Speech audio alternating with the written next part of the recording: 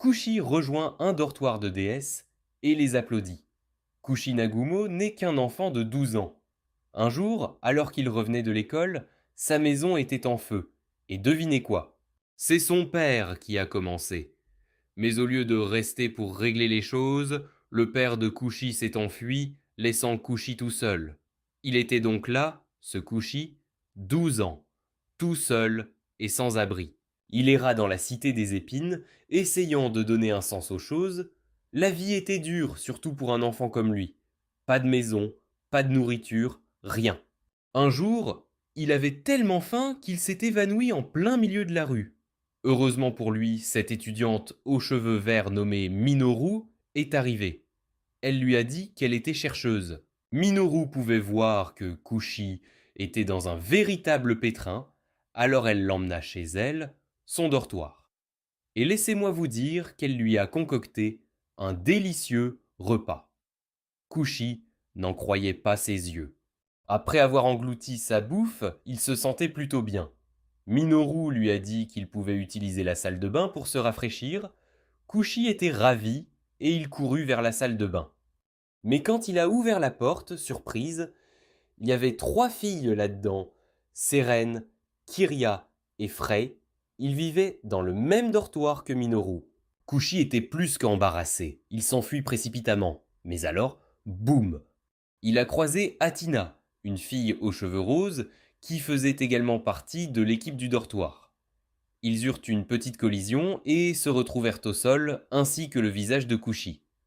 Eh bien, c'était dans une situation plutôt délicate. Atina, elle a saigné du nez et s'est évanouie sur le champ. Les 3 autres filles ne pouvaient pas croire à quel point Kushi était rapide à se retrouver dans une telle situation. Le tout premier jour, Kushi a rencontré le gang du dortoir de la déesse à l'université des femmes. Il y a Minoru, un étudiant de 4e année important qui tient le fort en tant que surveillant temporaire du dortoir. Ensuite, il y a Kiria, une dure à cuire en 2e année qui pratique les arts martiaux depuis toujours. Frey, elle est étudiante en 3e année et elle s'intéresse au cosplay et à la confection de costumes élégants. Atina, c'est une nouvelle étudiante de 1re année, et voilà le truc, elle a ce truc où elle ne parle qu'aux filles, et saigne du nez avec les gars. Enfin Sérène, la personne silencieuse qui est sur Terre depuis si longtemps. Elle ne se souvient même pas de quand elle est arrivée ici. Elle est aussi un peu bizarre. Après un moment, Kushi raconte aux filles sa situation difficile. Une adolescente est toujours dans sa chambre, se remettant de son petit incident de saignement de nez. Kushi explique tout. Pas d'argent, pas de famille et pas d'endroit où s'écraser. Il leur dit qu'il a hâte de retourner à l'école, mais les problèmes d'argent l'ont coincé. C'est alors que Minoru propose une idée brillante. Elle suggère qu'il l'embauche comme superviseur du dortoir, puisqu'il n'en avait pas officiellement. Les yeux de Kushi s'illuminent lorsqu'il entend ce plan. Il est à fond, sans arrière-pensée. Il est prêt à monter à bord et à commencer à travailler immédiatement. Les autres filles sont également de la partie. Ils adoreraient avoir un superviseur officiel pour les aider. Il y a juste un petit problème, Atina. Sa chambre est la prochaine étape pour les informations. Ils espèrent qu'elle changera d'avis une fois qu'elle aura entendu l'histoire de Kushi. Mais bon, ont-ils eu une surprise? Atina ne l'a pas, elle met le pied très fort. Vous voyez, elle a toujours été entourée de filles, depuis qu'elle est toute petite.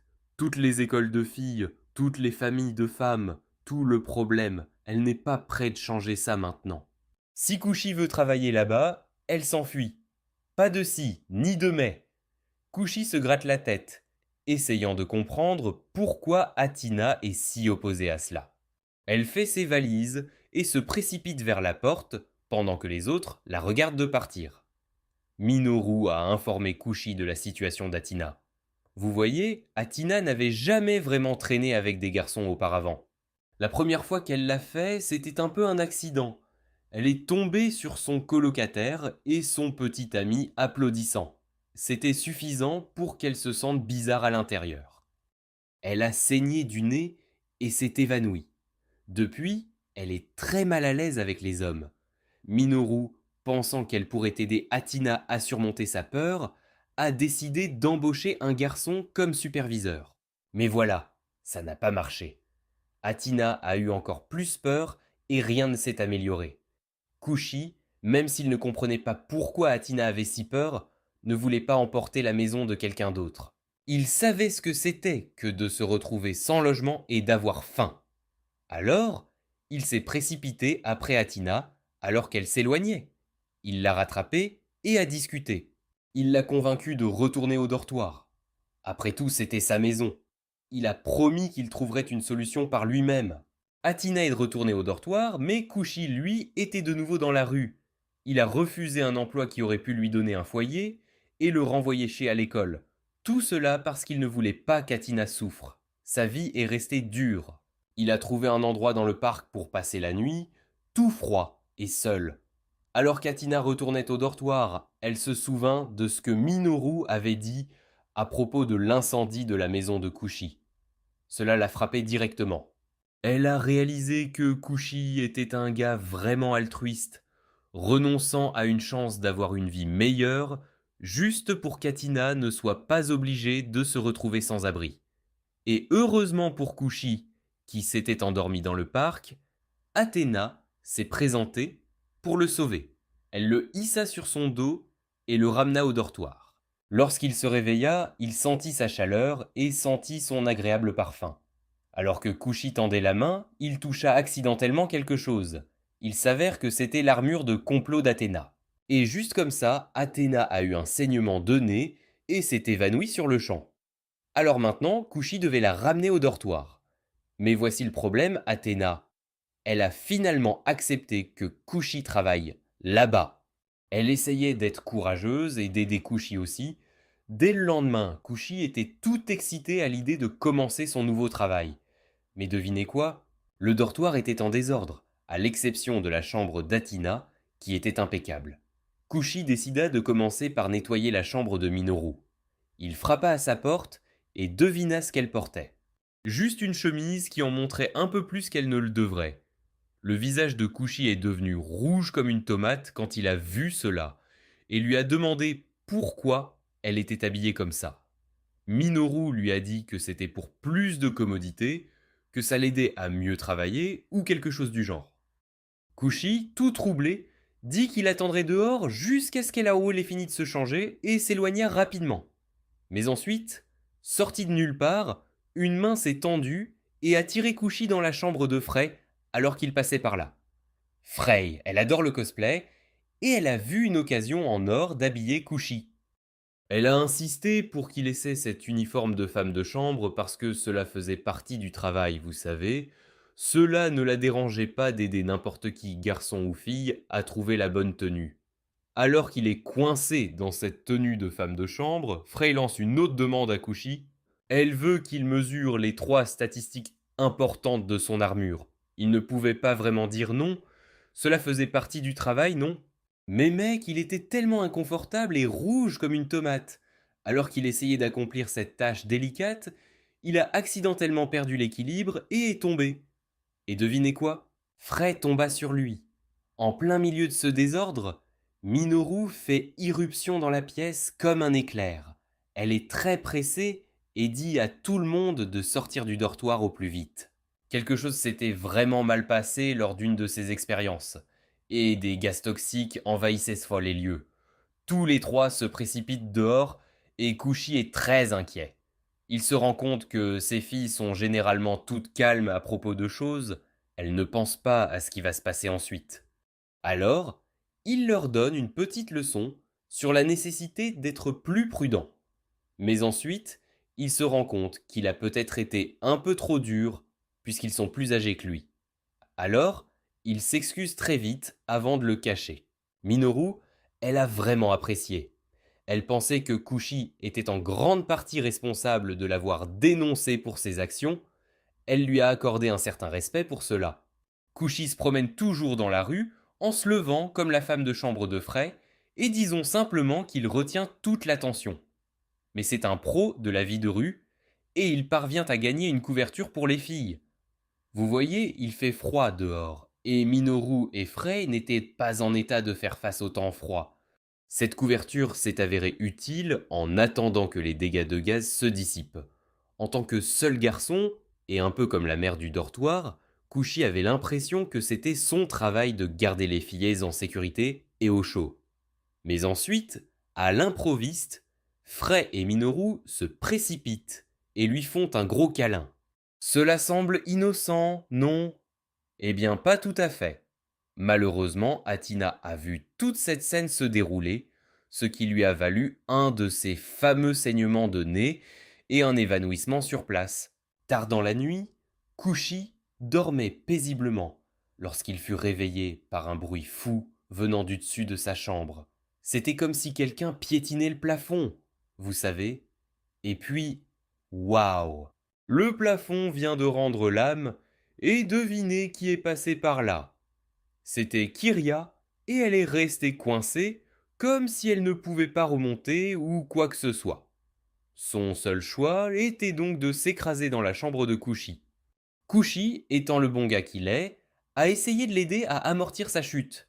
Il s'est précipité vers elle, mais c'est là que les choses sont devenues très gênantes. Ils sont entrés en collision dans les airs, et Kyria a fini par atterrir juste au-dessus de lui. Maintenant, Kushi est tout perplexe et bourré, mais quelque chose comme ça lui est déjà arrivé, alors il commence à regarder autour de lui. Et devinez ce qu'il aperçoit à proximité? C'est un livre, et Kyria essaie de le cacher, l'air timide et tout ça. Il s'avère que ce livre était très spécial pour elle. C'était le tout premier livre qu'elle a acheté lorsqu'elle a commencé ses études à l'université. À l'époque, elle ne savait pas qu'un monde doux et lumineux l'attendait dans ses pages. Vous voyez, elle avait grandi dans le dojo de sa famille, toujours en train de se battre et tout ça. Alors, quand elle a mis la main sur ce livre d'amour, elle s'est sentie toute douce à l'intérieur et elle s'est totalement aspirée dedans. Mais voilà, quand elle lisait, parfois elle était tellement excitée et émue qu'elle se jetait sur le mur et le frappait, vous savez, juste pour laisser échapper tout ce sentiment refoulé. À ce moment-là, Kushi comprend pourquoi Kyria a brisé le plafond. C'est une fille timide qui aime les livres d'amour pâteux et qui frappe parfois des trucs lorsqu'elle est très émotive. Kyria s'excuse pour le trou et demande si elle peut dormir dans la chambre de Kushi, car elle a peur de tomber à travers son propre plafond. Kushi se demande un peu pourquoi elle est d'accord à l'idée de partager une chambre avec un garçon, mais ensuite il comprend. Elle y est habituée parce qu'elle a des petits frères à la maison. Donc Kushi dit: D'accord, nous pouvons partager. Mais lorsque les lumières s'éteignent, Kyria essaie d'avoir une conversation approfondie avec lui. Elle lui dit que chaque fois qu'elle le regarde, elle pense à ses jeunes frères et sœurs avec qui elle s'entraînait au dojo. Kushi essaie juste de dormir, mais Kyria manque tellement ses séances d'entraînement avec ses frères qu'elle se donne à fond et l'attaque, comme s'ils étaient dans un grand combat. Cela devient tellement sauvage qu'il pense qu'il court un grave danger. Mais il ne s'y accroche pas trop parce qu'il a réalisé que les filles tôt du dortoir sont un groupe spécial. Elles ont toutes leur propre style et elles sont toutes jolies. Alors il dit à Kyria, même s'il lui rappelle ses frères et sœurs, qu'il n'est qu'un garçon ordinaire. Il espère qu'elle comprendra cela. Juste après avoir dit cela, Kushi se sent tout embarrassé et sort en courant de la pièce, laissant à Kyria le soin d'y dormir. Il s'arrange pour dormir dans la chambre de Kyria. Kyria, elle se sent un peu timide parce que, tu sais, c'était la première fois que quelqu'un la traitait de mignonne. Mais Kushi ne pense pas à des trucs mignons. Non, il craint que Kyria ne transforme sa chambre en zone sinistrée, tout comme elle l'a fait avec la sienne. Il espère que cela n'arrivera pas. Pendant que Kushi dort un peu, Seren se faufile dans la pièce. Elle est là pour voir Kyria à propos d'un problème de travail. Mais surprise, elle trouve Kushi à la place. Elle repère le trou dans le sol et conclut un marché avec lui. S'il accepte d'être son serviteur, elle utilisera sa technologie lunaire pour réparer ce trou. Kushi n'est qu'à moitié réveillé, donc il a l'air bien sûr, ça a l'air bien. Il ne comprend pas vraiment ce qui se passe. Mais bon, si cela signifie récupérer sa chambre et Kyria dans la sienne, c'est lui. Puis, sorti de nulle part, Seren s'approche et le frappe au clair de lune. Après cela, Elle se dirige vers la fenêtre où la lune brille et ressemble un peu à un lapin blanc. Le lendemain, Kushi se réveille, et devinez quoi? Le sol est tout fixé comme par magie. Il n'a absolument aucune idée de ce qui s'est passé, mais cela ne le dérange pas trop. Il part préparer le petit déjeuner parce que vous savez, il est le surveillant du dortoir et il doit nourrir tout le monde. Et waouh, ils sont tous super impressionnés parce que la nourriture qu'il prépare est incroyablement délicieuse. Les filles y sont super heureuses parce que Kushi leur a préparé de la bonne nourriture et elles veulent le remercier. Minoru dit: Essaie ce médicament que j'ai concocté. Frey tient à sa tenue et veut qu'il la porte. Et Kiria a hâte de s'entraîner avec lui après qu'ils aient mangé. Athina, cependant, est surprise parce que Kushi est devenu très vite copain avec les filles, surtout depuis qu'il vient de commencer à travailler ici. Elle se demande s'il se passe quelque chose de louche pendant son absence. Et ce qui est encore plus fou, Kushi a même conquis Seren, dont elle n'aurait jamais pensé qu'elle s'apprécierait avec quelqu'un de nouveau. Cela semble louche. Ainsi, après le petit déjeuner, ils ont confié à Kushi la responsabilité de cuisiner et de gérer l'argent de l'épicerie. Mais Athina n'est toujours pas convaincue. Elle n'arrive pas à comprendre à quel point ils font si vite confiance à Kushi. Quand Kushi doit aller faire les courses pour le dîner, Athina dit: Je viens aussi. Elle veut voir s'il est vraiment digne de confiance. Elle ne baissera pas sa garde jusqu'à ce qu'elle découvre la vérité. Le problème, c'est qu'Athina a peur des garçons. Alors ils doivent emprunter toutes ces ruelles. Après quelques moments difficiles, ils ont réussi à obtenir tout ce dont ils avaient besoin pour le dîner. Kushi était assez étonné de voir à quel point Athina était courageuse pour affronter de front sa peur des garçons. La plupart des gens l'éviteraient, mais elle ne le faisait pas, et cela le rendait heureux. Il ressentait cette gentillesse et ce courage de sa part, non seulement maintenant, mais toute la journée depuis qu'il était arrivé au dortoir. Il lui était très reconnaissant car son attitude accueillante lui permettait de rester là. Athina, de son côté, pense que Kushi lui a peut-être pardonné d'être parti ce jour-là. Et c'est pourquoi elle a été plus ouverte ces derniers temps. Elle réalise que c'est probablement ainsi que Kushi a gagné la confiance de toutes les filles. Alors qu'il marche, il tombe accidentellement sur deux gars et Athina est sur le point de saigner du nez tellement elle a peur. Mais Kushi est rapide, il dit que c'est ma sœur et il l'éloigne des gars. Alors, il décide de faire une pause dans un café voisin. Athina ne dit pas grand-chose, mais Kushi commence par s'excuser pour la façon dont il l'a porté plus tôt. Étonnamment, Athina n'est pas du tout en colère. En fait, elle dit: Appelle-moi encore ma sœur. Elle n'arrête pas de demander, alors Kushi dit: D'accord, ma sœur. Et elle est super excitée, comme si elle aimait vraiment qu'on l'appelle sœur et qu'elle voulait l'entendre de toutes sortes de façons. Athina se sent à l'aise en pensant à Kushi comme son petit frère. Elle se lève et dit qu'elle veut désormais le protéger. Mais oups, sa robe glisse par accident et elle est super gênée. Elle essaie de le remettre mais glisse et tombe sur le visage de Kushi. Et devinez quoi? Elle s'évanouit à cause d'un saignement de nez. Après un moment, il rentre et Kushi s'excuse d'avoir causé des ennuis et remercie Athina d'être allée au magasin avec lui. Athina dit: Pas besoin de merci. Au début, elle avait des doutes à son sujet. Mais maintenant, elle pense qu'il a gagné la confiance de la jeune fille grâce à la façon dont il les traite. Elle veut faire quelque chose pour lui et être sa grande sœur. De retour au dortoir, Athina en parle aux autres quand Minoru entre et essaie de flirter avec Kushi. Athina dit: Non, ça n'arrive pas. Désormais, elle est déterminée à veiller sur lui et à le traiter comme son petit frère. Et quand les autres entendent Kushi appeler Athina sœur, ils veulent tous qu'il les appelle de la même manière. 2 semaines se sont écoulées depuis que Kushi a emménagé dans le dortoir. L'endroit est désormais plein de vie. Kushi fait son travail comme un champion. Il a même suffisamment gagné la confiance de Minoru pour faire sa lessive, ce qui le fait un peu rougir au début, mais il continue et le fait. Mais après avoir fait tout cela, il se rend compte qu'il n'est même pas allé à l'école depuis la journée d'orientation. Mec, ses amis lui manquent. Alors, après avoir préparé le petit déjeuner, il rassemble tout le monde en bas. Mais avant qu'Atina ne descende, elle pose une condition. Kushi doit appeler sa sœur. Il le fait et elle est super heureuse quand elle se présente. Elle est même sur le point de lui tapoter la tête pour lui montrer sa gratitude, mais elle se souvient ensuite qu'elle a peur des garçons. Elle essaie vraiment de se rapprocher de lui sans paniquer. Et Kushi ne peut s'empêcher de remarquer que son armure de complot lui est comme si elle était en face. Pendant qu'il réfléchit à cela, Frey se faufile par derrière et le surprend, en train de regarder. Elle commence à le taquiner en disant qu'elle aime la tenue d'Atina, qui ressemble un peu à son haut de pyjama.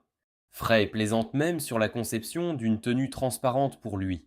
Atina intervient rapidement, déterminée à protéger Kushi de toute nouvelle taquinerie, même si c'est elle qui voulait tellement qu'il traite sa sœur. Et Minoru remarque aussi ce qui se passe. Kiria intervient, voulant aussi être une grande sœur, car elle a déjà un petit frère.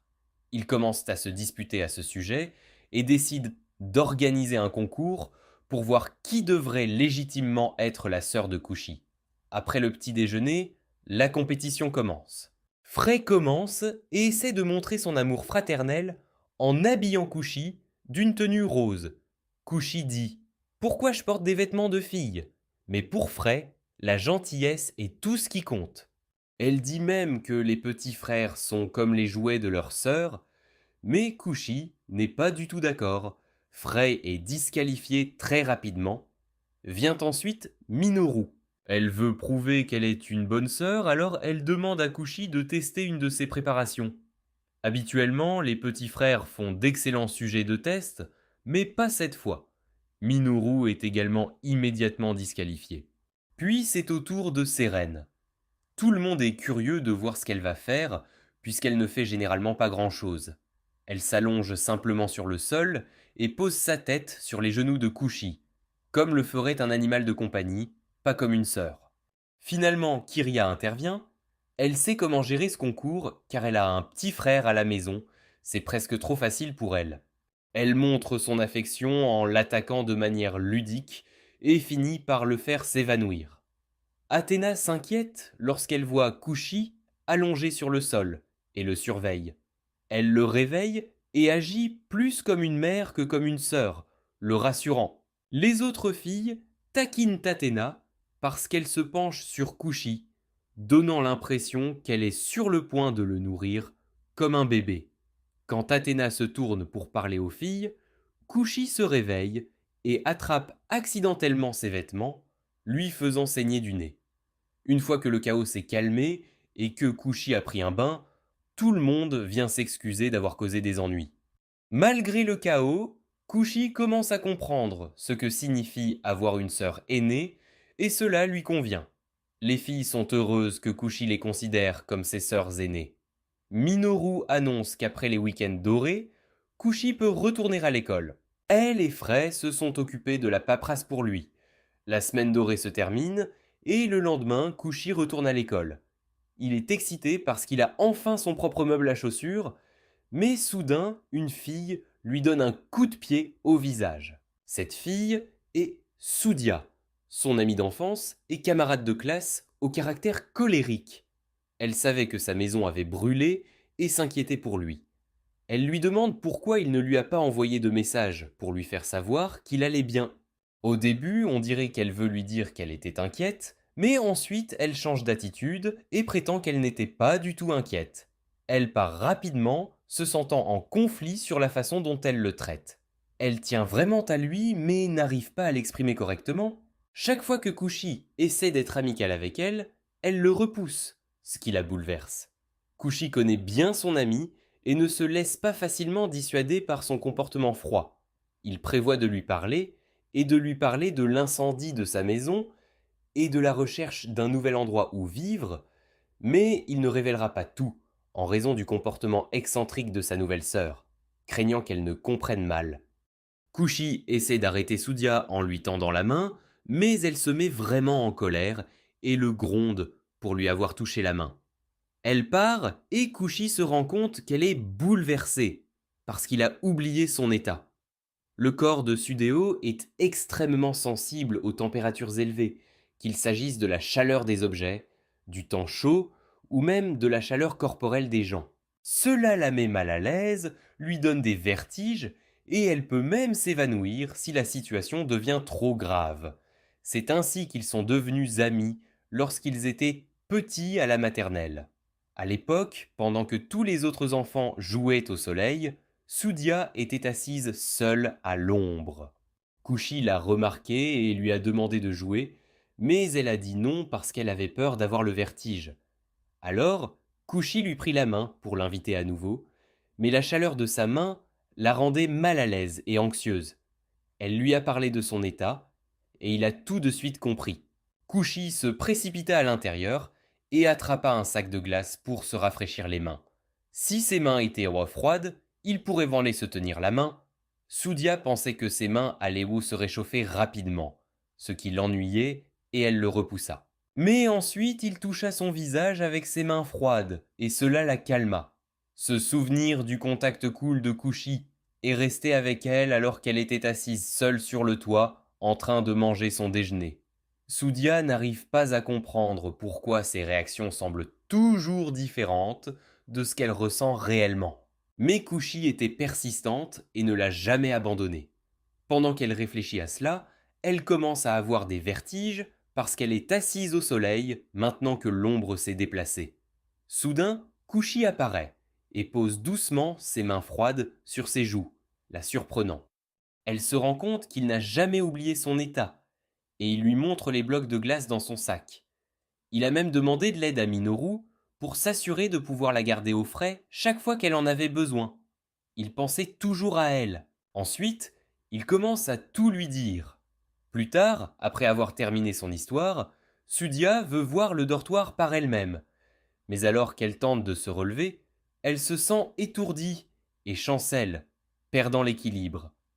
Ils trébuchent de tous les deux et tombent sur un lit, et cela semble plutôt indécent. Quiconque les a vus pourrait mal comprendre.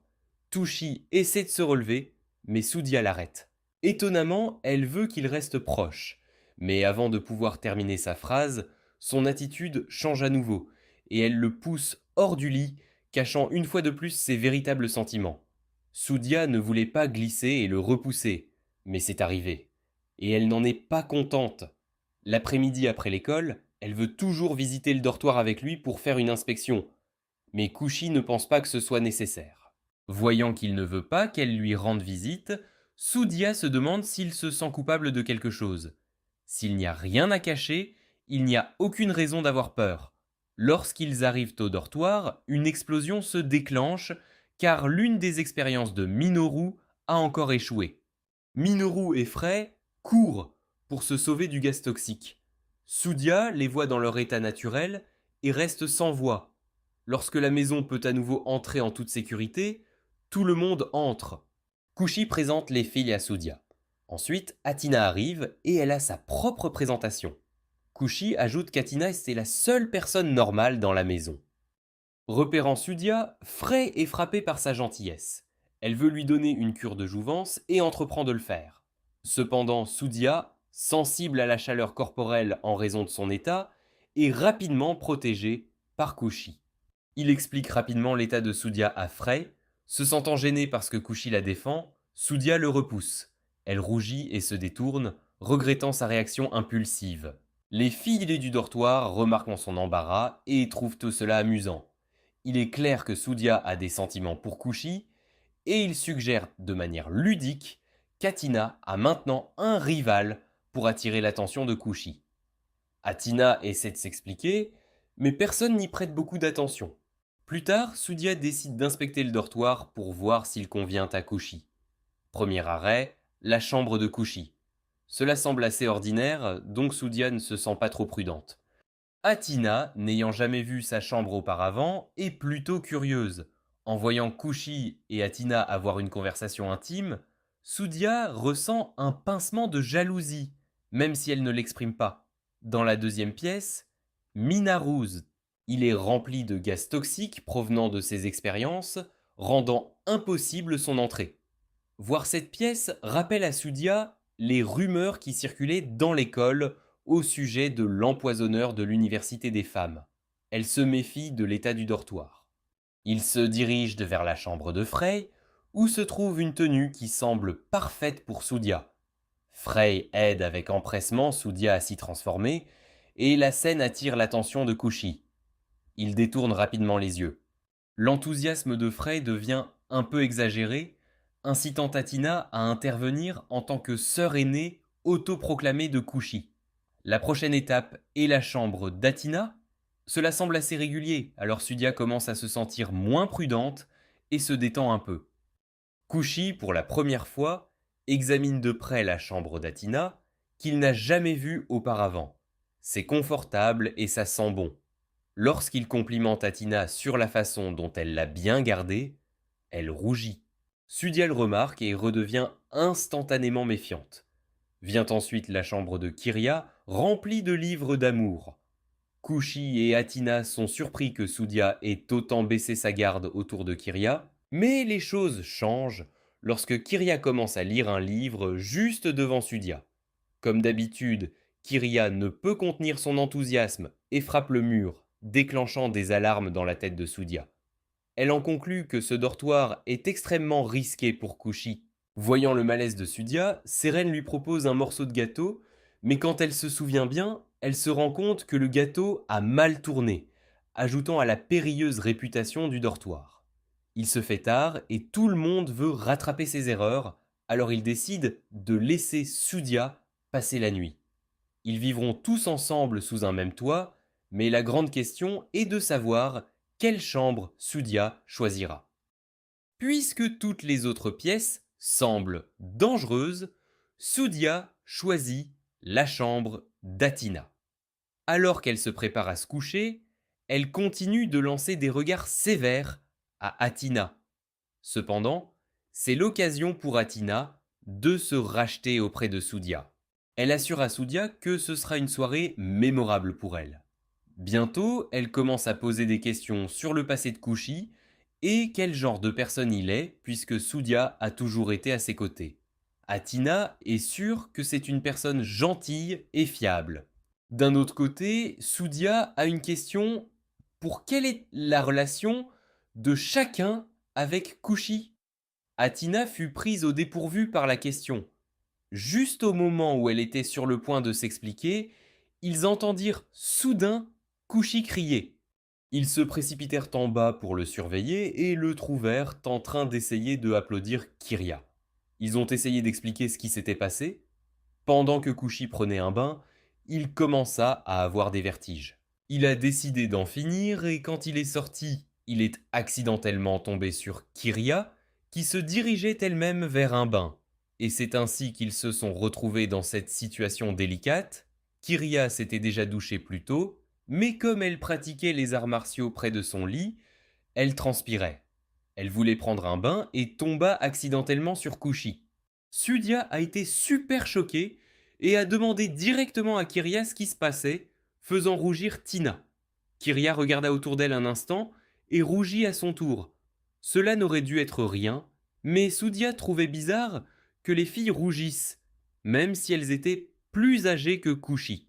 Elle pensait que c'était injuste, surtout quand personne ne pouvait expliquer pourquoi. Sudia a couru vers sa chambre, bouleversée. Plusieurs jours passèrent, et Kiria et Athina se montrèrent distantes et moins vives. Ils ont même oublié d'apporter le déjeuner à l'école parce qu'ils voulaient éviter Kushi. Frey s'est méfié de leur comportement et a demandé ce qui s'était passé entre eux trois. Bien que Kushi ait réalisé que cela pouvait être lié à ce qui s'était passé la nuit où Sutia était restée chez lui, il n'a rien dit. Frey a mentionné que les filles auraient faim parce qu'elles n'avaient pas d'argent pour acheter le déjeuner et qu'elles ne recevraient leur allocation que le lendemain. Kushi ne comprenait pas comment ils pourraient se débrouiller sans argent, et leur horaire de cours signifiait qu'ils ne rentreraient à la maison que tard dans l'après-midi. Manquer le déjeuner n'était pas une option. Frey a suggéré que Kushi leur apporte simplement le déjeuner à l'école. Frey s'inquiétait parce que c'était une école réservée aux filles, et il n'était pas sûr que Kushi puisse y entrer en tant que garçon. Kushi a donc dû s'habiller comme une fille pour entrer à l'école. Kushi a accepté et est allé à l'école sous son déguisement de fille. Dès son entrée, toutes les filles le remarquèrent. Ils le trouvaient mignon et se demandait de qui il était la petite sœur. Deux étudiants plus âgés ont finalement compris qu'il était en réalité un garçon, mais il ne semblait pas s'en soucier. Ils voulaient passer du temps avec lui et s'amuser. Ils sont restés autour de lui, mais il a réussi à s'échapper et à trouver une Tina, qui était en cours d'économie. Juste au moment où il tournait au coin de la rue, il heurta à nouveau accidentellement les deux étudiants plus âgés. Ils étaient excités à l'idée de parler à un garçon, ce qui attirait encore plus l'attention des filles, et ils l'entourèrent, rendant difficile sa fuite. Heureusement, Atina est sortie et l'a vu dans cette situation, et il était très demandé. Pour empêcher les filles de le déranger, elle l'éloigna rapidement. Kushi a tout expliqué sur la situation du déjeuner à Atina et a mentionné qu'il avait également apporté le déjeuner à Kiria. Atina l'a ensuite conduit chez Kiria. Alors qu'Atina marchait sans regarder où elle allait, elle heurta accidentellement Kiria, qui portait un seau d'eau. Ils ont tous deux fini par se mouiller et ont dû changer de vêtements. Kushi décida d'attendre dehors. Les deux étudiants plus âgés l'ont suivi jusqu'à cet endroit. Quand ils ont vu cela, Atina a décidé de le laisser rester à l'intérieur. Comme il était habillé en fille, il était pour le moment la petite sœur d'Atina. Il n'y avait donc pas lieu d'être gêné. Mais il se détourna quand même. Kiria a prêté certains de ses vêtements à Atina, car Atina n'en avait pas pour se changer. Cependant, même s'il s'agissait de beaux vêtements, ils ne s'ajustaient pas bien à Atina, au niveau du buste. Après qu'ils eurent eu fini de se changer, Kushi les regarda et fut assez choqué de voir Atina dans la petite chemise de Kiria. La chemise était si serrée qu'un bouton s'est détaché et l'a frappé au visage. Cela lui a fait saigner du nez, et Atina a également saigné du nez et s'est évanouie. Ils sont tous retournés au dortoir et là, les filles ont réconforté Atina pour son état. Minoru et Frey se sentaient soulagés de voir qu'Atina et Kiryu étaient moins tendus que le matin, mais ils ne comprenaient pas très bien pourquoi ils ressentaient cela. Finalement, Minoru décida de discuter avec eux de leur comportement envers Kushi, qui s'était inquiété pour eux. Atina a répondu qu'il n'y avait pas de quoi s'inquiéter et a rapidement suggéré un voyage auquel elle pensait depuis un moment. Elle voulait que Kushi invite Sudia à venir si possible. Alors qu'ils discutaient tous du voyage, Seren a commencé à se comporter étrangement. Elle monta précipitamment à l'étage, ce qui inquiétait les filles, surtout Atina, qui avait eu l'idée. Cependant, ils lui ont assuré que le plan était parfait et qu'il passerait un bon moment. Minoru a dit à Kushi de faire son devoir de superviseur et d'aller parler à Seren. Kushi se rendit dans la chambre de Seren, mais comme il n'y était jamais entré auparavant, il ne savait pas à quoi s'attendre. Lorsqu'il ouvrit la porte, il constata qu'elle était sombre et remplie de désordre. Seren n'était nulle part en vue. Alors qu'il entrait, une armoire tomba, projetant Seren sur lui. Il se demanda pourquoi elle gardait autant de choses dans sa chambre et lui proposa de la nettoyer immédiatement si elle le souhaitait. Cependant, on lui expliqua que ce n'était pas du désordre, tout ce qu'il y avait là-dedans était une collection d'outils qui exploitaient la technologie de la Lune pour absorber sa puissance. Il ne comprenait pas vraiment de quoi elle parlait, mais lorsqu'elle mentionnait la Lune, il se souvenait de la nuit où Seren était entrée dans sa chambre et l'avait applaudi. Il avait pensé que c'était un rêve, mais maintenant il savait que ce n'était pas le cas. Il lui demanda si elle avait également visité la chambre de Kiria ce soir-là. Elle ne l'a pas nié, confirmant que ce n'était vraiment pas un rêve. Seren savait qu'il était venu pour parler du voyage. Elle n'était pas en désaccord avec l'idée, mais ses activités se limitaient au dortoir et à l'école. Elle n'était jamais sortie de cette zone, donc elle était très anxieuse. Elle a dit que la puissance de la Lune était forte dans cette région, apportant un sentiment de tranquillité pour son gagne-pain. Kushi ne comprenait pas très bien, mais il voulait l'aider pour qu'ils puissent là tous partir en voyage. Il est allé partager tout avec tout le monde, et ils ont tous commencé à chercher une solution au problème de Seren. Maintenant, ils devaient trouver quelque chose que Seren pourrait considérer comme faisant partie d'elle, et agir comme une zone de sécurité. quelque chose qu'elle pourrait apporter pendant le voyage, tout en se sentant chez elle. Kushi a eu l'idée que cela pourrait peut-être être quelque chose venant de la Lune ou quelque chose de similaire. Tout le monde a uni ses forces pour créer une zone de sécurité mobile pour Seren. Le lendemain, à l'école, Kushi a vu Sudia se rendre à l'école à pied. Elle se débattait à cause du soleil brûlant et de son état. C'était déjà l'été et la chaleur était intense.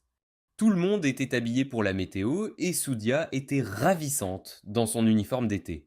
Kushi était hypnotisé par elle, mais il remarqua rapidement qu'elle avait le vertige.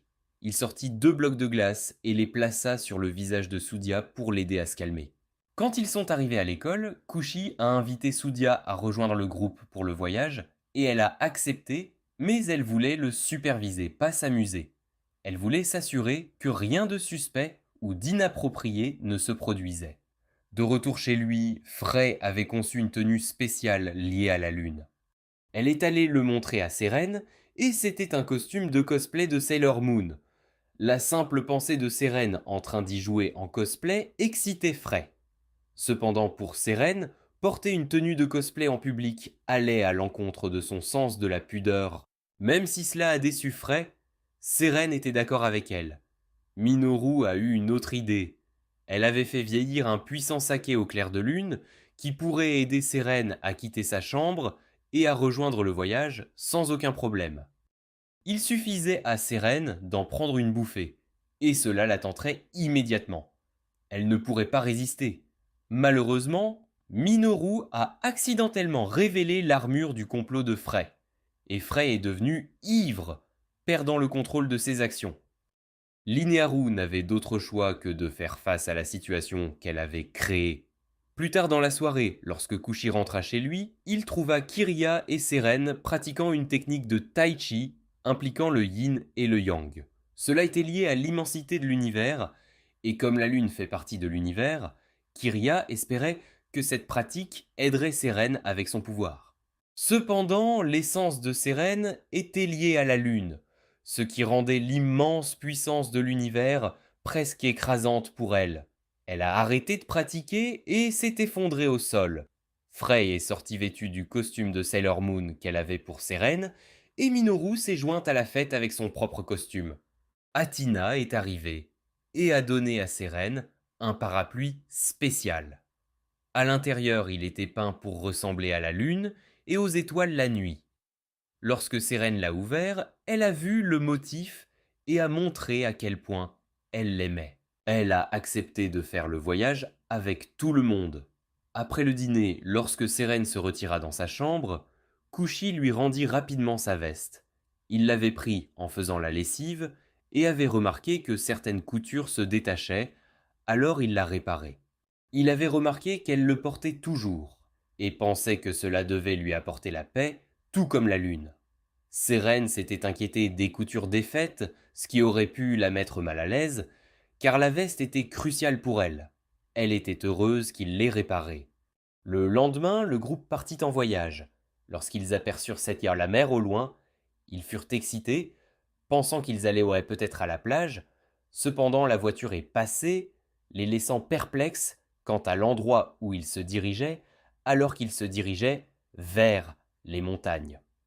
Il s'est avéré qu'Athina avait réservé par erreur une place au sommet d'une montagne. Elle se sentait en colère contre elle-même, surtout parce que l'endroit semblait hanté et peu accueillant. Mais comme ils avaient déjà payé une caution, ils ne pouvaient pas changer de lieu et devaient donc rester pour la nuit. Ce soir-là, ils se rendirent tous à une source chaude. Minoru a demandé à Athina pourquoi elle avait eu l'idée de partir en vacances parce qu'elle restait habituellement seule. Athina a expliqué qu'elle voulait rattraper la nuit où Sudia était passée au dortoir. Après un certain temps, Minoru et Frey décidèrent d'escalader le mur pour voir Kushi, qui était seul dans la source chaude pendant que les filles étaient ensemble. Ils craignaient qu'il ne se sente seul, alors ils voulaient lui jeter un coup d'œil. Quand ils arrivèrent, Kushi fut troublé par leur présence soudaine. Il semblait déçu qu'ils n'essayent pas de les regarder. Pour le calmer, ils lui ont montré qu'ils portaient des serviettes, donc ils n'avaient rien à craindre. Ils suggérèrent qu'ils dorment tous dans la même chambre pour que Kushi ne soit plus seul. Malheureusement, la serviette de Minoru a glissé, mais Athina était là pour s'assurer que Kushi ne voit pas la statistique cachée de l'armure de Minoru. Ensuite, Frey a accidentellement laissé tomber celui d'Athina, ce qui a en quelque sorte mis en échec les efforts d'Athina pour protéger Kushi. Voyant tout cela, Kushi a saigné du nez et s'est évanoui dans la baignoire. Quand il s'est réveillé, il a trouvé tout le monde dormant autour de lui, avec leurs statistiques d'armure exposées, et il avait du mal à dormir. Finalement, il remarqua Athina quitter la pièce, et il décida de la suivre. Minoru le suivit aussi. Depuis qu'Athina était partie depuis un moment, Kushi et Minoru ont commencé à s'inquiéter. Ils ont fouillé toute la maison mais n'ont pu la trouver nulle part. Le seul endroit où ils n'avaient pas vérifié était l'autre partie effrayante des lieux qui était temporairement fermée. Ils décidèrent de vérifier la partie effrayante et alors qu'ils entraient, tous les deux, ils sentirent l'espace s'étendre autour d'eux. Kushi regarda autour de lui et commença à avoir un peu peur. Il voulait tenir la main de Minoru, mais lorsqu'il l'attrapa, elle avait disparu. Maintenant, il avait encore plus peur parce qu'il était tout seul. Cependant, Minoru revint et lui tint la main. Elle a admis avoir eu peur aussi, et il a juré de la protéger en tant que surveillant du dortoir. Mais elle lui a dit que ce serait elle qui protégerait sa sœur, car il n'était pas au dortoir pour le moment. Elle dit cela en se penchant vers lui, le faisant rougir. Il s'est enfui pour se laver le visage, et en chemin, il a vu une Tina sortir d'une autre pièce. Elle cherchait la salle de bain, mais ne savait pas où elle se trouvait. Alors qu'ils essayaient de retrouver leur chemin, ils aperçurent une silhouette blanche qui ressemblait à un fantôme. Athéna attrapa la main de Kushi et l'éloigna de là. Ils se réfugièrent dans une autre pièce sombre, et soudain, Athéna s'approcha lentement de lui, prête à l'applaudir. Elle lui a dit qu'elle le protégerait. Kushi ne s'attendait pas à ce qu'Athina soit aussi audacieuse, et il se figea sur place, ne sachant pas quoi faire. À ce moment-là, les lumières se sont allumées, et Minoru est entré, demandant à Athina pourquoi elle attaquait Kushi. Cela a embarrassé Kushi et Athina. Seren entra avec Minoru, révélant qu'elle était le fantôme qu'Athina et Kushi avaient vu plus tôt. Le lendemain matin, tout le monde se préparait à partir. Kushi s'est excusé auprès de Seren d'avoir pensé qu'elle était un fantôme la nuit précédente. Frey n'était pas encore satisfait du voyage, alors ils ont tous décidé d'aller à la plage pour s'amuser et jouer. La plage était très amusante, et les filles jouaient au ballon ensemble dans l'eau.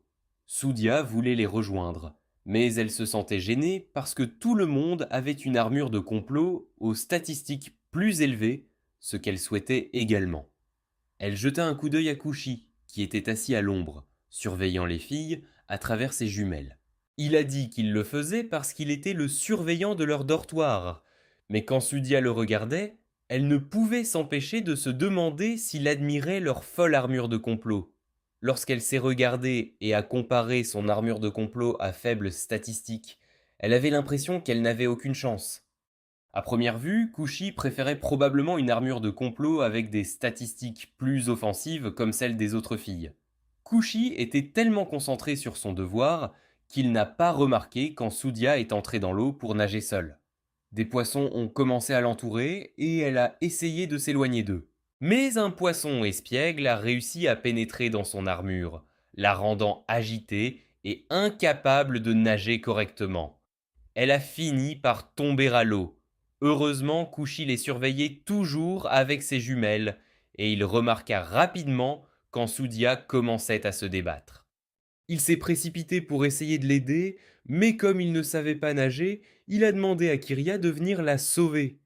Après l'incident dans l'eau, Kushi est allé voir Soudia, mais elle s'est fâchée contre lui disant que ce n'était pas son problème. Kiria a expliqué que Kushi avait été très inquiet pour elle et qu'il avait été le premier à remarquer que quelque chose n'allait pas. Il s'est immédiatement précipité pour aider, et lorsqu'il a réalisé qu'il ne savait pas nager, il a demandé l'aide de Kiria. Mais Kiria a dit que même si Kushi n'avait pas demandé de l'aide, elle aurait fait de même. Sudia en était ravie car elle réalisait qu'il tenait toujours à elle et qu'il lui prêtait également attention.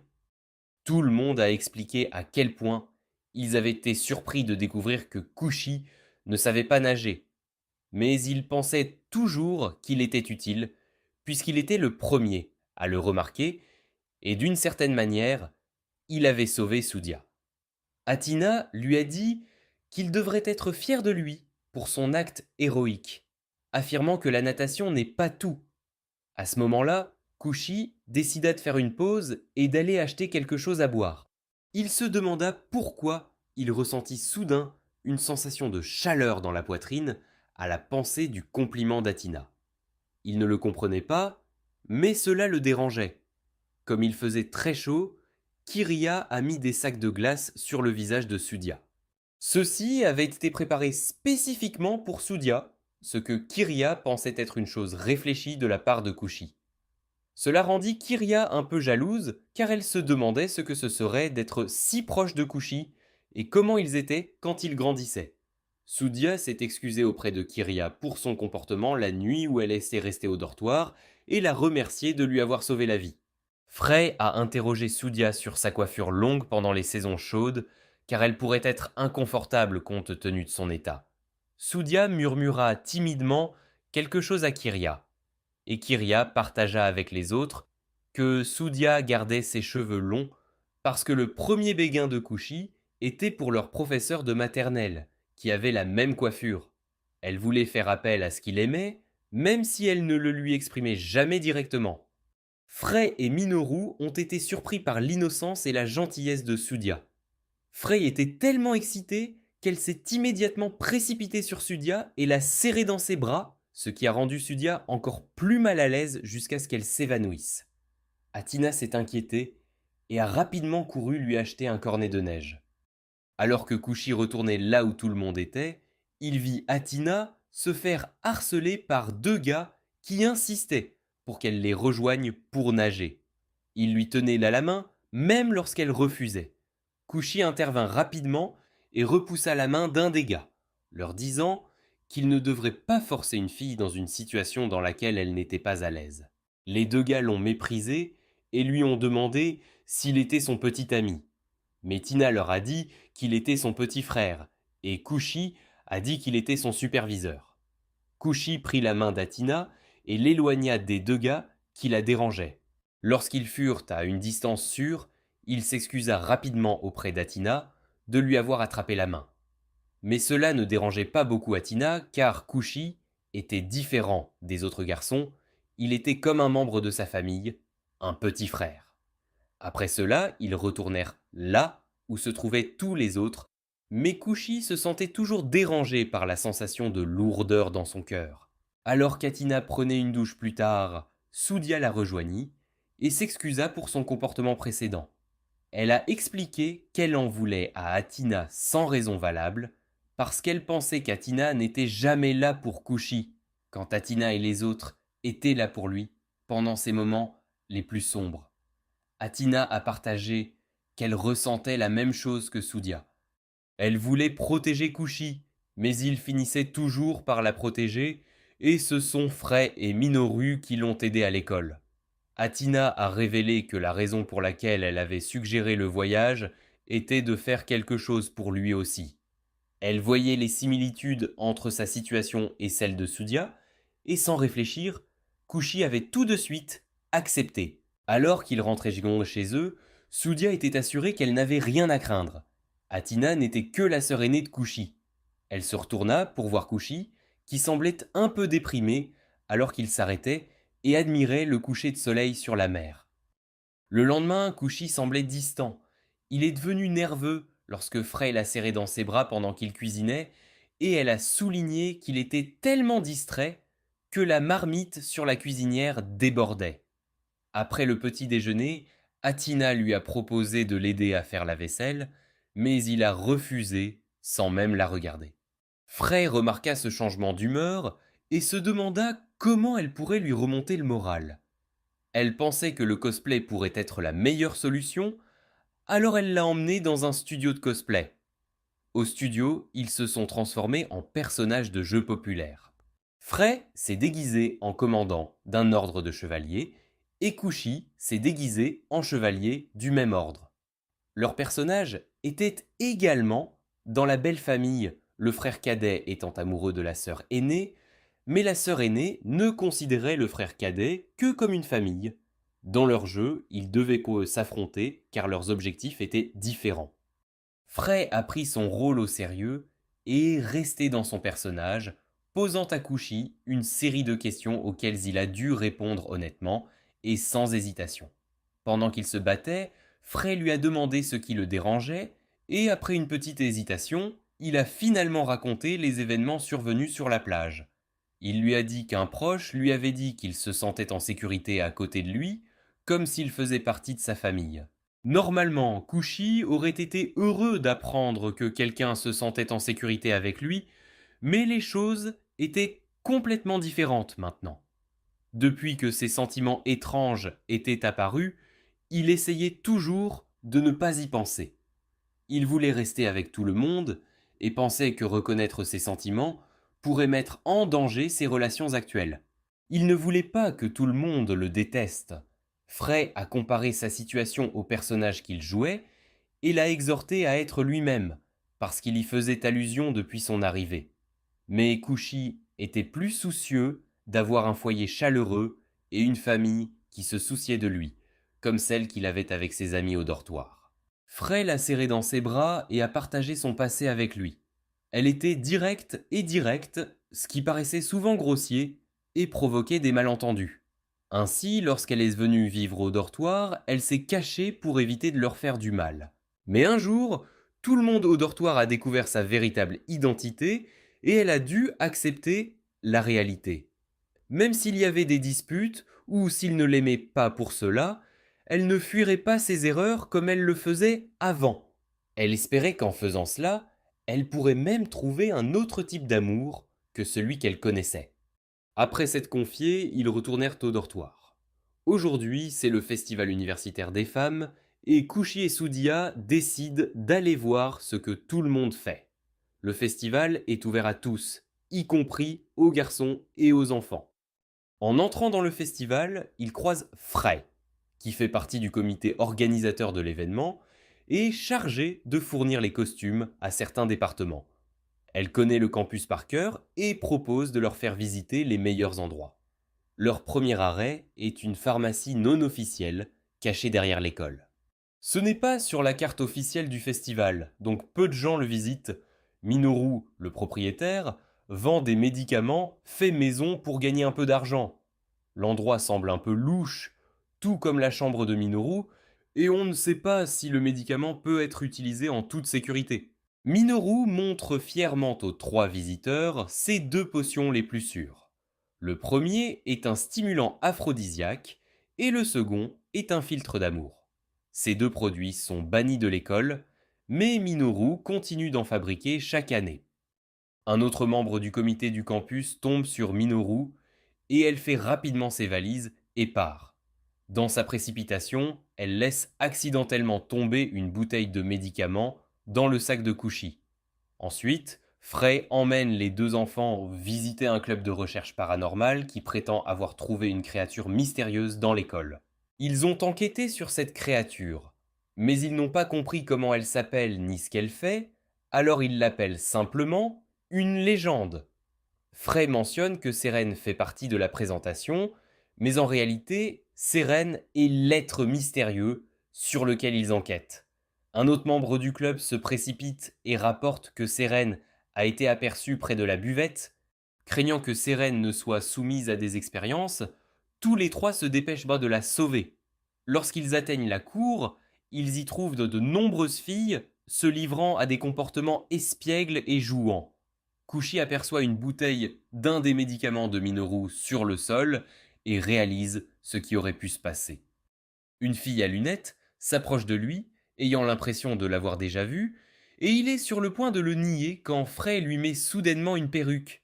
C'est la même perruque qu'il portait autrefois lorsqu'il faisait semblant d'être une fille sur le campus, le laissant perplexe face à ses actions.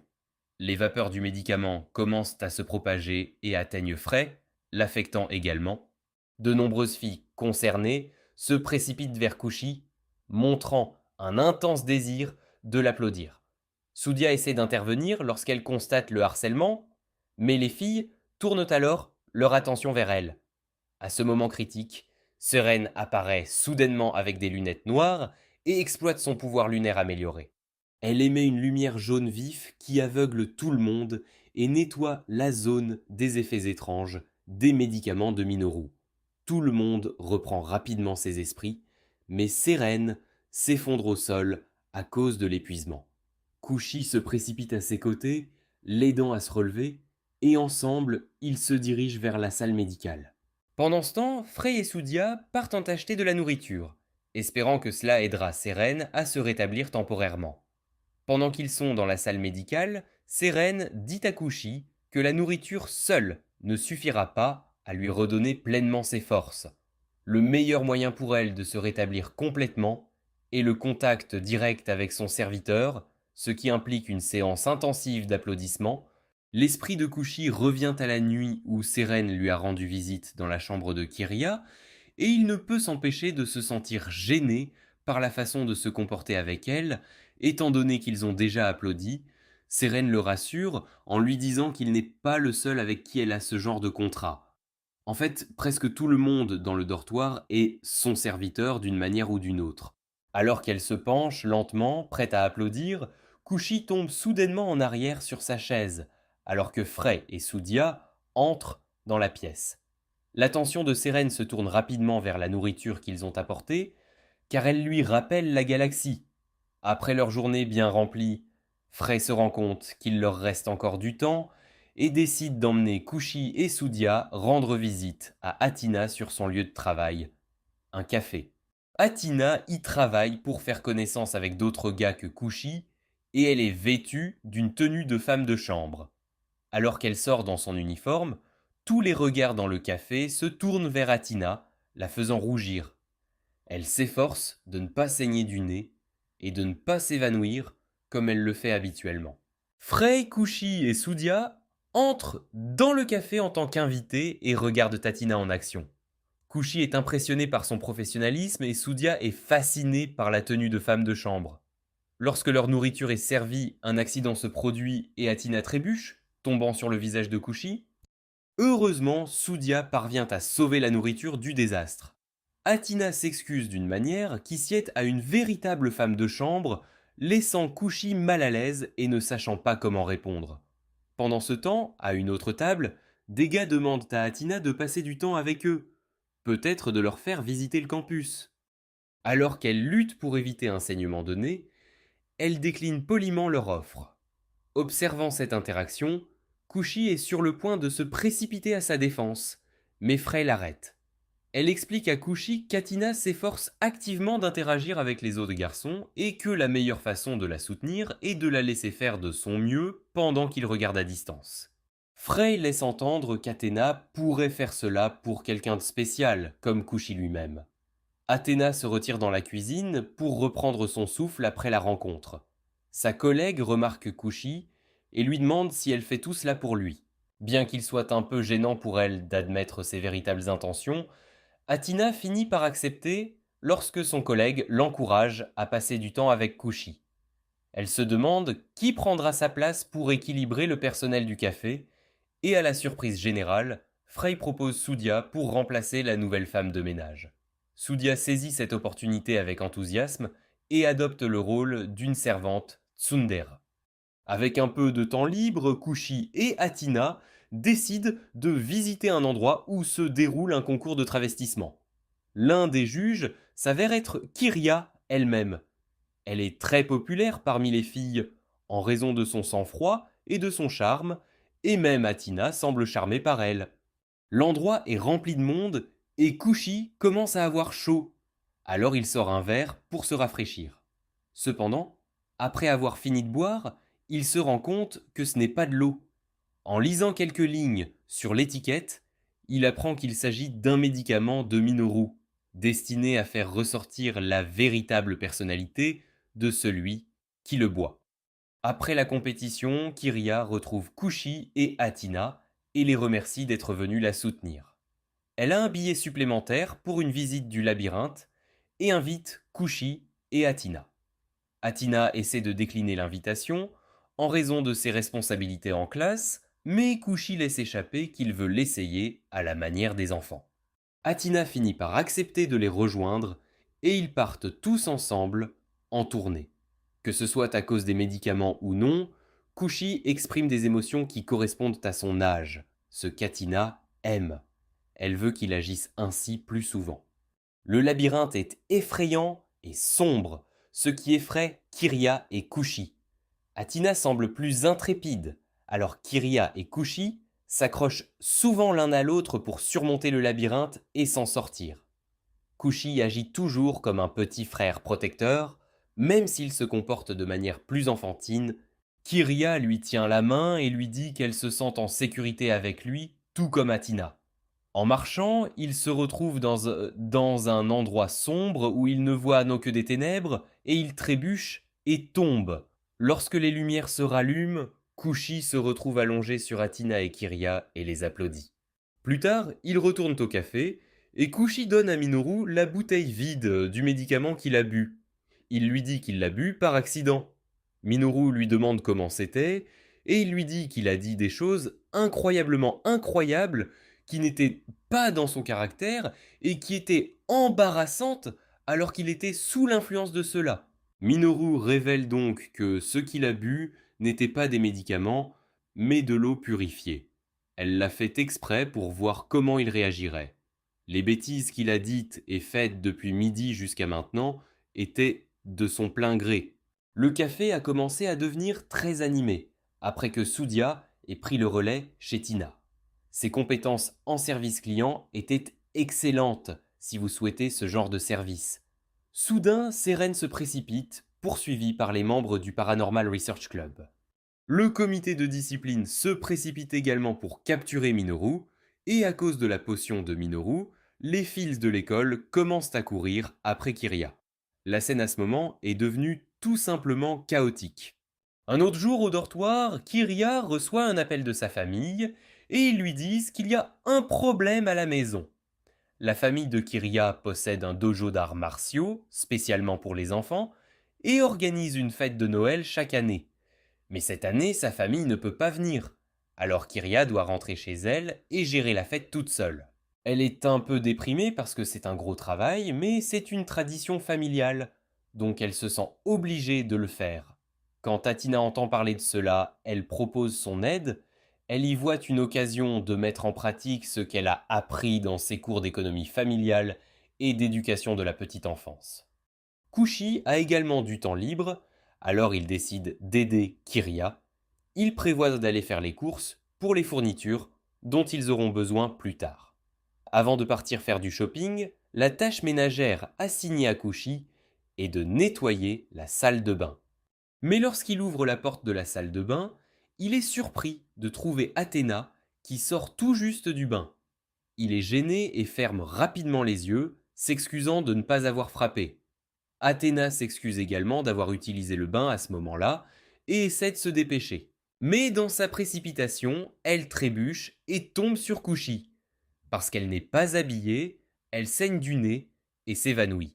Alors quand vient l'heure d'aller faire du shopping, Athina n'a pas l'énergie de rejoindre Kushi et Kyria. Voyant Kushi et Kyria faire du shopping seuls, Minoru les taquine de manière ludique, en disant qu'ils ont l'air d'avoir un rendez-vous. Kyria, se sentant un peu mal à l'aise, frappe à la porte et se dirige rapidement vers l'extérieur. Kushi la suit et bientôt ils atteignent le supermarché. À l'intérieur, ils remarquent de nombreux autres couples faisant du shopping ensemble. Kyria est en fait heureuse de passer du temps avec Kushi comme ça. Ils peuvent dès que visiter différents lieux et attractions tout au long de la journée, rien que deux. Au bout d'un moment, ils décident de faire une pause dans un café. Kyria se sent un peu timide, presque comme si elles avaient un rendez-vous, mais pour d'autres, ils ressemblent davantage à des frères et sœurs. Ils continuent de faire leurs courses ensemble comme ils l'avaient les prévu. Habituellement, à l'approche de Noël, le père de Kyria se déguise en Père Noël, Mais cette année, puisque Kyria assume ce rôle, elle ne veut pas porter de vêtements de garçon pour cela.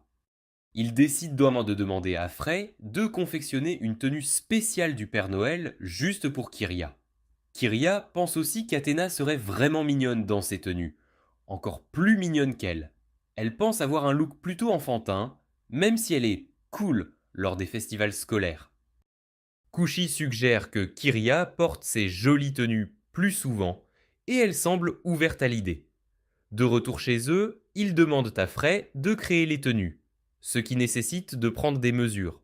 Frey est sur le point de mesurer Kyria, et comme le Père Noël a besoin d'un renne, Kushi essaie de sortir rapidement, mais Frey l'arrête. Frey procède à mesurer Kyria, et bien que Kushi ferme les yeux pour éviter toute gêne, le processus semble prendre un certain temps. Pour éviter toute nouvelle gêne, ils décident de sortir. Leur plan pour la journée est de visiter la ville natale de Kyria.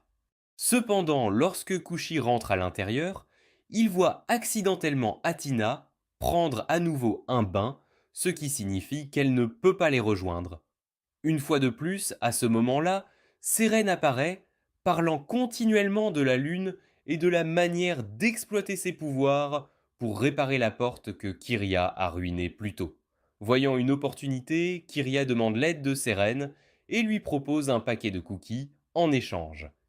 Une fois tout réglé, ils montent tous les trois dans le train pour la ville natale de Kyria, et après une demi-journée de voyage, ils arrivent. En entrant dans le dojo d'arts martiaux, un groupe de petits-enfants les entoure et fait connaissance avec Kushi et Seren. Ils sont amenés à changer de vêtements, et par conséquent, Kushi et Seren doivent rejoindre la classe ensemble. Ils suivent le cours de judo ensemble, et une fois que les enfants ont terminé leur entraînement, c'est au tour de Kushi de s'entraîner avec Kyria. Pendant ce temps, leurs visages se rapprochent, et Kyria le jette accidentellement à terre, embarrassé. Plus tard, ils commencent à se préparer pour la fête de Noël. Avant l'arrivée du Père Noël, ils doivent tous décorer les lieux, et les enfants reçoivent des badges spéciaux pour leur bonne conduite. Cependant, la plupart des enfants sont plus intéressés par des cadeaux que par des badges. Kushi remarque une fille assise seule dans un coin et décide de s'approcher d'elle et d'entamer une conversation. Elle se demande si seuls les enfants bien élevés peuvent recevoir des cadeaux, et elle avoue qu'elle se sent toujours la plus faible de sa classe, ce qui lui fait croire qu'elle ne mérite pas de recevoir un cadeau. Elle n'a pas la confiance nécessaire pour participer avec les autres, et en entendant cela, Kushi peut comprendre ses sentiments. Il précise que les badges qu'il a créés ne concernent pas les compétences, ils sont destinés à ceux qui font de leur mieux. Tant qu'elle assiste au cours et ne se relâche pas, le Père Noël viendra aussi vers elle. Après avoir passé du temps à décorer, deux jolies et charmantes filles du Père Noël entrent dans la pièce. Le petit frère de Kyria est surpris de voir sa sœur habillée en tenue de Père Noël ayant complètement abandonné le short. Il ne la reconnaît qu'après avoir été frappé, réalisant qu'il s'agissait bien de sa sœur. Une fois la distribution des cadeaux terminée, vient l'heure de l'événement principal, chevauchant les reines en tant que Père Noël. Le petit frère de Kyria demande à sa sœur de monter sur le dos de Kushi. Malgré quelques hésitations initiales, Kushi permet à Seren de passer en premier. Seren se met sur le dos, lui faisant ressentir une sensation de chaleur.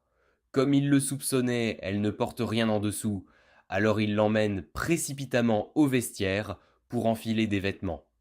Au moment où ils ont fini, il est tard dans la soirée, et Kushi s'assoit pour admirer la lune. Kyria s'approche et s'assoit près de lui, et leurs deux visages commencent à devenir rouges. Kyria se rapproche de lui, et juste au moment où il s'apprête à faire quelque chose, Seren apparaît après avoir mangé du gâteau tout le temps. L'hiver arrive et le temps est assez froid. Minoru et Frey ont préparé un radiateur. C'est la première fois que Kushi l'utilise, donc il est très excité. Kyria veut s'asseoir à côté de lui et l'expression jalouse d'Athina est évidente. Il joue à un jeu consistant à se taper du pied lorsqu'il s'agit de s'asseoir près du radiateur. Sous la table, personne ne peut voir ce qui se passe. Alors ils donnent des coups de pied là où ils veulent. Frey place même son pied à un endroit inapproprié sur Kushi. Tout le monde s'implique et cela devient assez chaotique. Personne ne sait à qui appartient le pied. Kushi se rend compte que tout le monde crée une atmosphère confortable, lui permettant de se sentir le plus détendu possible. Il aurait peut-être toujours souhaité être ainsi avec sa famille, mais son ancienne maison a brûlé. Athina veut le consoler, mais Minoru la devance. Chez Kiria, il s'assoit là-bas souvent avec ses jeunes frères et sœurs pour étudier, et par conséquent, tout le monde finit par s'endormir sur place, étudiant devant le radiateur et faisant ses devoirs avec des amis. Avec le recul, Kushi n'a jamais fait quelque chose de pareil auparavant. Athina est sur le point de l'inviter à étudier ensemble, mais Minoru suggère d'amener Sudia en premier. Le lendemain, il invite Sudia au dortoir. Il a plaidé à plusieurs reprises parce qu'elle refusait constamment en raison de son état, mais finalement, elle accepte à condition qu'il lui achète de la glace. Achète. Plus tard, il amène Sudia au dortoir. Quand ils entrent, il n'y a personne autour. Il est assez surpris que personne n'utilise le chauffage. Normalement, Seren passait tout son temps enterré sous cette table.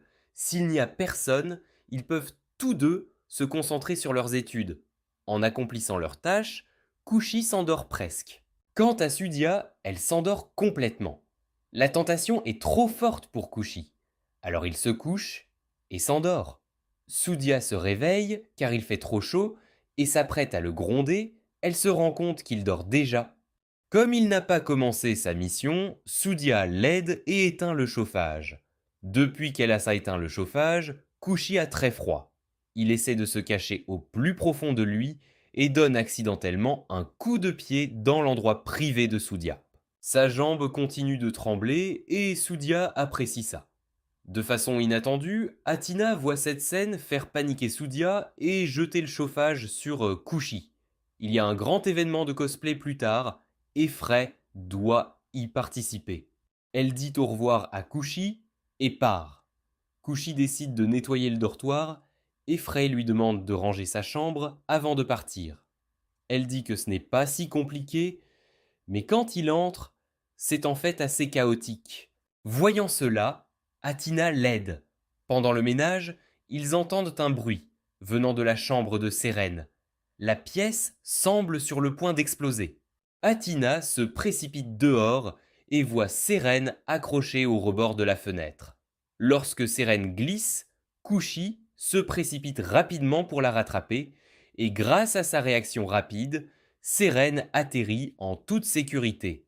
La pièce est maintenant assez dangereuse et du liquide s'en échappe même. Athina essaie une fois de plus de voir si la porte peut être ouverte. À ce moment-là, Sudia apparaît. Il est soulagé que Sudia soit arrivé juste à temps. Puisque Frey devait assister à un événement, Kiria organise une fête de fin d'année, Minoru est au labo, il est content que Sudia soit venu. Athina est jalouse parce qu'il ne lui a pas beaucoup complimenté. Bien qu'elle ait été la première à l'aider, ils commencent tous les trois à nettoyer ensemble. Ils vont nettoyer la chambre de Seren après s'être occupés de celle de Frey. Seren ne veut pas qu'il le fasse, proteste-t-elle. Elle est la première membre du dortoir, et après plus d'un an, les autres commencent à venir y vivre aussi. Kushi et Sudia ont également commencé à venir plus souvent, et en seulement un an, le dortoir est devenu plus joyeux. Au lieu de négliger une personne excentrique comme Seren, tout le monde a commencé à se soucier d'elle, mais ils doivent encore ranger la pièce. Demi-décide de visiter d'abord la chambre de Minoru et découvre qu'elle l'a transformée en laboratoire avec une zone de décontamination.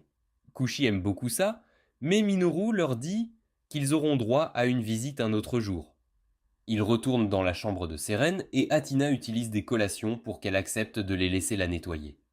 Ils trouvent de nombreuses choses de valeur que Seren garde et qui ne sont pas des déchets, comme il l'avait initialement pensé. Minoru trouve de l'alcool et s'enivre. Elle essaie de persuader Athina de boire avec elle. Rien qu'en le sentant, Athina sait que c'est une liqueur forte. Le simple fait de le sentir la rend ivre. Alors que Kushi et Sudia nettoient, il manque de liens pour regrouper les choses là-dedans, Kushi sort pour les chercher. En sortant de la pièce, il voit que les trois filles sont déjà ivres Minoru et Seren s'appuient sur lui pour dormir. Athina ne veut pas être laissée de côté, alors elle participe également. Lorsqu'elle est ivre, Athina dit toujours ce qu'elle pense. Elle demande pourquoi il continue de penser à Sudia tout le temps. Elle ne comprend pas pourquoi ce n'est pas à elle qu'il pense. Elle veut aussi son attention. Avant d'avoir fini de parler, elle s'endort. Kushi se trouve désormais dans une situation assez dangereuse. Avant qu'il puisse en profiter beaucoup, Sudia le trouve et il se fait gronder par elle. La nouvelle année arrive bientôt et Kushi est curieux de connaître les projets de chacun. Minoru a l'intention de rester au dortoir car elle est plus concentrée sur la recherche que sur la fête. Kiria prévoit également de rester car elle est déjà venue chez elle à Noël. Et si elle y retourne maintenant, elle sera occupée avec ses jeunes frères et sœurs. Seren ne révèle pas ses projets, disant simplement que ce n'est pas grave, alors elle reste aussi. Athina a des projets similaires. Tout cela lui fait réaliser qu'il est plutôt content. Il est d'accord avec ce sentiment. Accueillir la nouvelle année avec tout le monde est quelque chose qu'il n'avait pas prévu. Après avoir perdu sa maison à cause de l'incendie, il n'aurait jamais pensé arriver à la fin de l'année dans un endroit aussi chaleureux et connecté que le dortoir, où tout le monde se sentirait comme une famille. En entendant cela, Minoru décide d'organiser une fête du Nouvel An mémorable. Cependant, il doit acheter des ingrédients pour cuisiner, et y aller seul n'est pas idéal, alors Minoru demande à Athina de l'accompagner. Mais Athina est occupée par autre chose, alors Kiria intervient pour faire du shopping avec lui. Athina reste sur place pour lui préparer un cadeau du Nouvel An, et lui et Kiria se dirigent vers le supermarché pour acheter les ingrédients. Kiria se demande si les filles devraient savoir cuisiner, et soudain, Kushi s'effondre sur le sol. Athina, qui vient de terminer le cadeau, se précipite après que Kiria lui ait signalé qu'il était tombé dans le supermarché. Frey entend la nouvelle et se précipite chez elle, voulant le serrer fort dans ses bras, mais Athéna l'arrête à cause de sa maladie. Il vérifie sa température et découvre qu'il a une forte fièvre. Ils commencent à discuter de la façon de traiter son rhume, en soulignant l'importance du repos, de la bonne nourriture et d'une infirmière sexy qu'ils estiment vitale pour son rétablissement. En entendant cela, Frey s'habille immédiatement en infirmière et Kiria lui prépare du jus de pomme. Seren trouve la situation amusante et apporte plus de fruits pour l'aider. Kiria est sur le point d'ouvrir un durian, mais il l'arrête.